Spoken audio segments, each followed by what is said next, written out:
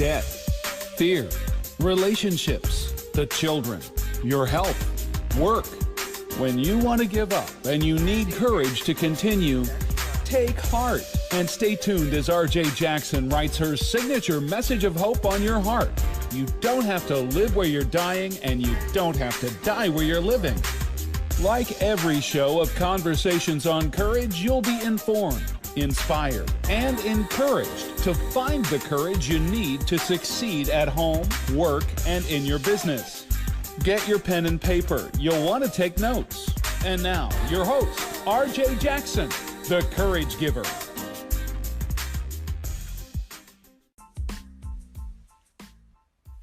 Hey now, happy Tuesday, and welcome back to the table. You talk about authentic, down-to-earth conversation. Well, we had one last week, as in every week. And let me just remind you, today is no exception. We got lots for you to talk about today. Oh, yes, we do. We have opportunities, encouragement, and inspiration that will cause transformation in your situation. But first, here's 60 seconds of something amazing with Athena Blue of Blue Retreats at blueretreats.com. I'm Athena Blue, and the quote for today is, "It always seems impossible until it's done." Nelson Mandela. How many times have you done something after thinking it was impossible and realized after doing it that it wasn't as hard as you imagined? This happens to everyone, but it only stops some. Why? Because they can't see life on the other side of fear. This doesn't have to be you. One way of overcoming your fears is by answering some simple questions. What are you afraid of? Why are you afraid? What's the source of this fear? Next, write down your top 3 fears. Visualize yourself overcoming it until you feel the victory and gratitude of conquering it. Then take action and go do it. It always seems impossible until it's done.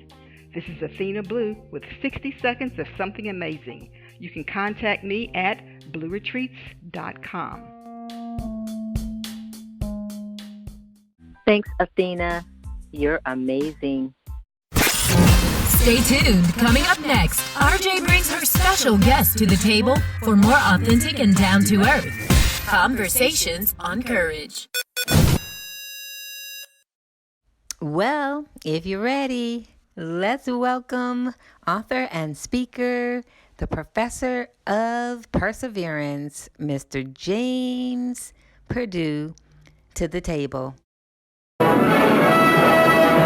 Pushes a wheelchair faster than a 3-legged turtle, more powerful than a Shirley Temple drink, and able to take any ramp to get on and off a curb. Look, rolling down the street. It's a boulder. It's a tank. No, it's Perseverance Man. Perseverance Man, a.k.a. Professor of Perseverance, a quadriplegic, can bend a plastic fork with his own hands and won't allow his past to define him or his future. While serving and encouraging others to persevere past their paralysis, Dr. James Perdue and his service canine Ricardo educates people to brace themselves for a better future despite their past. He engages audiences with his humility, humor, and gratitude as they hear his inspirational story and strip away excuses for anyone not achieving their goals. Join me in welcoming to the table the Perseverance Man, a.k.a. Professor of Perseverance, Dr. James Perdue, and his service canine, Ricardo. Hey, James. Welcome to the table, brother. RJ, thank you for having me on. Thank you.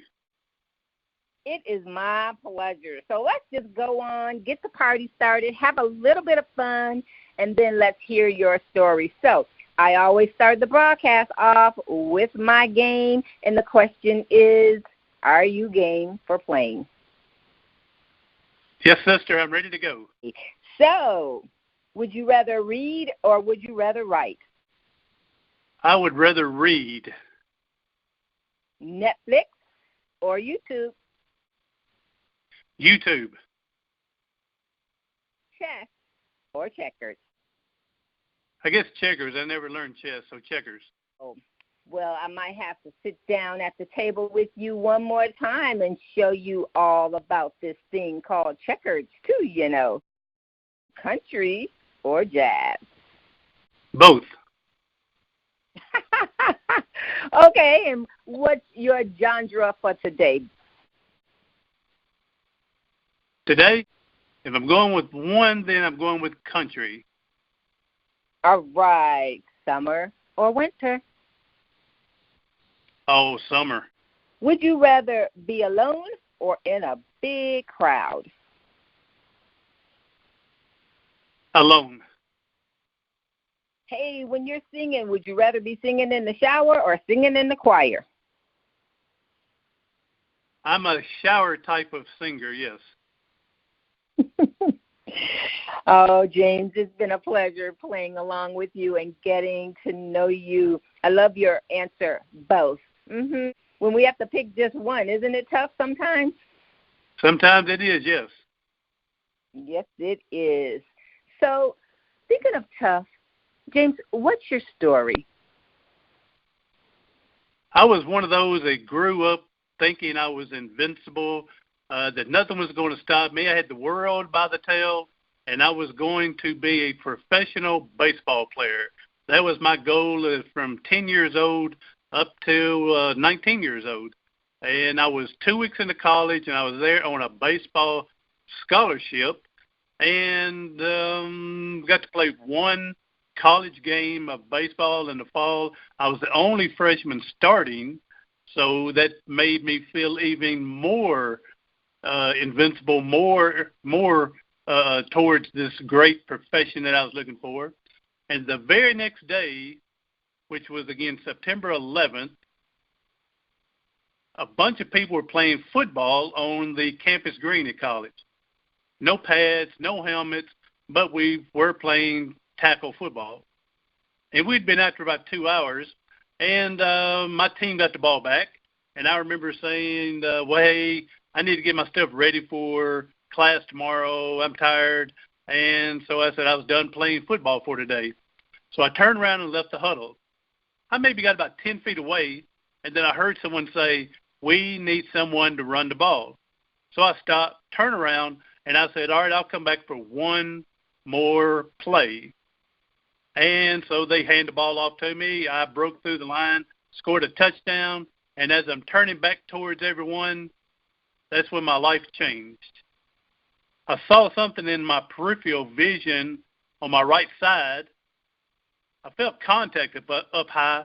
I heard a loud pop, and both of us went to the ground. And that day, only one of us returned to the feet. And I'll give you a hint, RJ, it wasn't me. Wow. And was that after the play was over? The play was over, correct. I scored a touchdown, put the ball down and turning towards everyone, and the guy continued playing on a dead ball. And, again, there was no referees, again, no helmet, no pads, but we were playing tackle football. And the guy hit me when the play was dead and gone and over with. James, it's obvious that your life changed that day. Would you also say that the other man's life changed as well? I would like to think so. I don't know. I didn't know the young man when we were playing. I've never seen or met him since then. I do think he came to the hospital once to visit me. I was on what's called a striker frame. It screws into my skull and had weights hanging off of it to stretch my neck. And you lay 2 hours on your back, and then they'll turn the bed over and lay an hour on your stomach, and then they'll turn again in 2 hours on your back. So for the first 2 weeks, every 2 and 1 hour I'm being turned. So this one day I was facing down. I was laying on my stomach, and two guys come in to visit me at the hospital. And we talked and talked and talked, and the guy never said, hey, I'm the one that hit you. But here's the reason I think it may have been him, is when they were leaving, I heard the door shut. Then I heard the door open up, and I heard someone say, I'm sorry, man, and then the door shut. So I'm assuming that was him. I just don't know for sure. Wow. Thank you for your courage to share your story. So that's part of my, I call it rehab, my therapy, is try to encourage others now to give them hope that things can happen. And, out of the worst situations, something good can come out of it.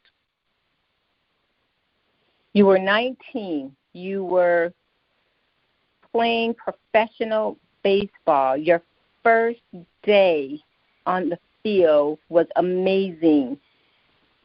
Your only day on the field was amazing. And then life changed. Did you ever, or do you ever, feel like giving up? The first 5 years of my injury, apparently I was depressed, and I guess there was so much of my life that I didn't realize how depressed I was until I got out of it. I tried to hide my depression with my family and friends, and of course most of them saw through the hidden face. But I didn't realize how bad it was until I finally got out of it. I tried to go back to college and was trying to do some other things, but when I finally got out of it, I realized then how bad I really was. And and of course throughout life we have ups and downs. And actually, it'd be about 10 years ago now, I did attempt suicide 3 times in 3 days to get out of here.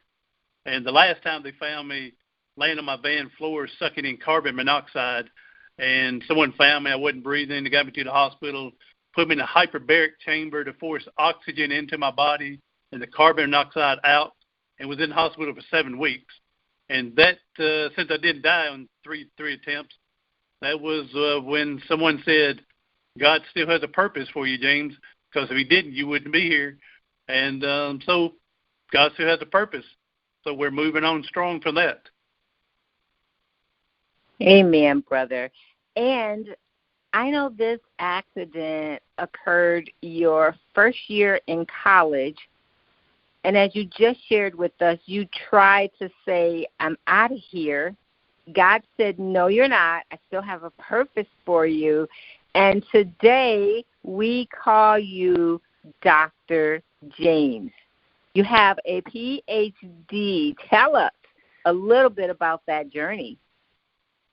And I tell people, don't take doctor too serious, because it's not like I can write out a prescription for anybody, but I can drive you to the store and pick them up for you. So, but I mean, it was a good journey. During the journey is when I attempted suicide, and I had a great dissertation chair that was head of my chair, and she, after I lived, I called to explain to her that I'm just not even going to finish the doctoral. I just don't see any purpose in it anymore. And she was very inspirational, very encouraging. She withdrew me from the classes so I wouldn't get any bad grades or anything from that semester. But then she turned and said, James, I'm re-enrolling you the very first chance you can get in, said, because you do not need to be sitting in your house staring at the walls and make things worse. You need to get back to this and finish it. And she was great. You're very encouraging yourself, brother. And isn't it amazing how God sends the right people at the right time to remind us that there's purpose in our pain? And again, it's always said, God's timing is perfect.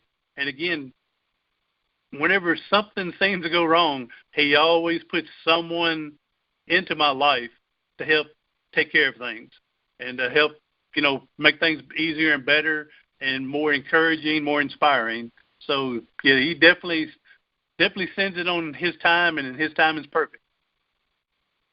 What a mighty God Hi, this is Miriam Ali, and you're listening to Conversations on Courage with your host, R.J. Jackson, the Courage Giver.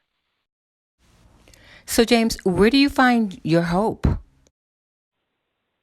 I find hope from the people seeing me out in public and see some of the hard things I have to go through being in a wheelchair, that they feel grateful for their life, that they're not disabled or something, that, maybe they feel stronger, something like that, that they go, wow, look at him. If he could do this on a rainy day, I have no reason I can't. And so, I get hope knowing that other people will receive something from me. And again, I don't have to know that they're watching or knowing it, but, that hopefully it's giving them a good day as well. What inspires you to get up every day and just simply, try again? What gets me up and going during the day, the desire to keep going on and on? Well, that's pretty easy. With the disability that I have, I could easily just lay in bed and watch TV all day long and go to sleep and then wake up and watch TV all day long. And, it would be a life, not a good life, but this is a huge, big world, and I want to experience and see as much as possible. And again, while doing that on the journey, I'm hoping to inspire, motivate others to give them something that they can grab hold of and use for another day to get them through something. Hey, James, tell us about your journey of how you took your pain and turned it into purpose. Again, early in my life after my injury, I was still going out trying to go to school and trying to do other things and trying to have a so-called normal life afterwards. I'd go to movies, go to ball games and stuff like that. But I found that for me, my form of therapy, mental therapy, even though I couldn't play baseball, my brother and I got into coaching baseball. I mean, I couldn't get out there and hit the ball and show them how to catch it, but I can tell them how to throw a curveball or how to catch the ball correctly or coach the game for them. And so that was my form of therapy, and it made me feel that I can encourage other people to do the best they can by me trying to do the best as I could. And that is always the only thing that is required of us, is that we give our best. I know that these days you roll around sharing your story. Is that right? Yes, ma'am. Go around and try to motivate and inspire. And got an AKA name instead of Dr. James. It's the Professor of Perseverance. Talk to us about it. So actually a buddy of ours you've interviewed, and John Bentley, he's the one that tagged me that, and Professor of Perseverance. And so John's a real good man and everything like that. I'm glad, again, that John was put into my life through God as well, and the same as you, RJ. So we're glad that you've been able to enter my life. The pleasure is all mine. How can our listening audience connect with you if they're interested in having you come and share your story with their audience? People can go to my website, and that is professorofperseverance.com. Again, Professor of Perseverance, all one word, no spaces, professorofperseverance.com. And if you missed that, you can always find it on our website at conversationsoncourage.com. That's conversationsoncourage.com. As you keep on rolling, what words of inspiration would you like to leave with our audience today to remind them to take a risk with confidence and live life on the other side of fear? And as I roll my wheelchair, I'm probably the slowest one that people will ever meet. But I do tell them I'm faster than a three-legged turtle, but that's about it. And so I would just tell people listening, it doesn't matter how fast you get to where you're going, as long as you get to where you're going, It took me 8 years to get a 2-year associate's degree. But, again, I got it, where how many people don't finish. So, again, my thing is when you take 2 steps forward and you may have to take 1 step back, and overall you still gained that 1 step, so you're still in good shape. So, again, to me is just keep moving forward, keep moving forward. You don't have to get everything done in a day. If it takes 10 days, so be it. James, you are the perfect example of perseverance. Thanks for being the example of what we need to see perseverance with a capital P really looks like. You believed in yourself, you pushed past your limits, you experienced life and conquer your goals and live life on the other side of fear. Thanks for being here today. Thank you, RJ, for having me. Well, what can we say? Another day here at the table on Conversations on Courage, where we absolutely, positively kept our promise to you. Not only did we provide you with inspiration that causes transformation, but we provided you with success strategies for healthy and whole relationships. Hopefully you took some notes, but if not, no worries. Just catch us on the replay. We'll be here just for you. I'm RJ Jackson, the Courage Giver. It's been a pleasure to be your host and introduce you to our special guest today, the Professor of Perseverance, James Perdue.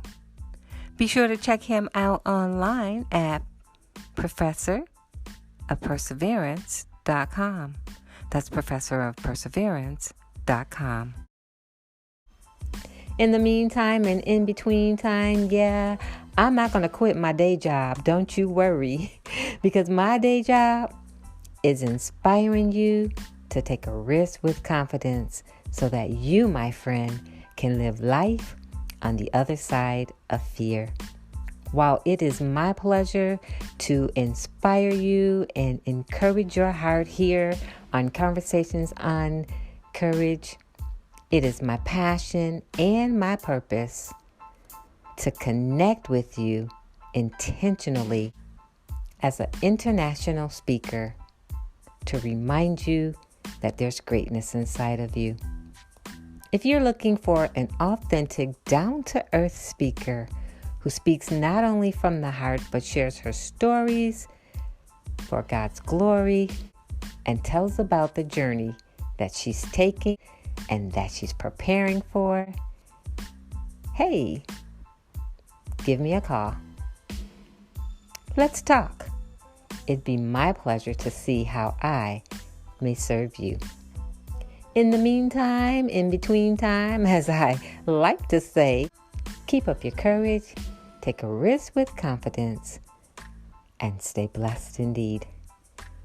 We'll be here again next week, same time, same purpose. And you, my friend, well, you're the reason why. So we hope to see you then.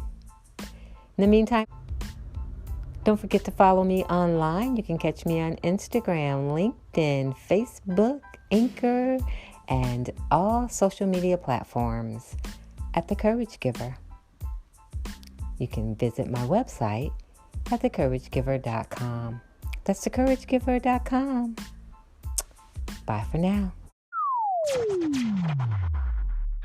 Thank you for joining us for Conversations on Courage. Now that you've been inspired, informed, and encouraged, it's time for you to take action.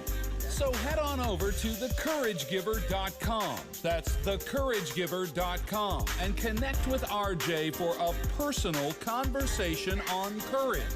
She's waiting to help you take the risk you need to succeed.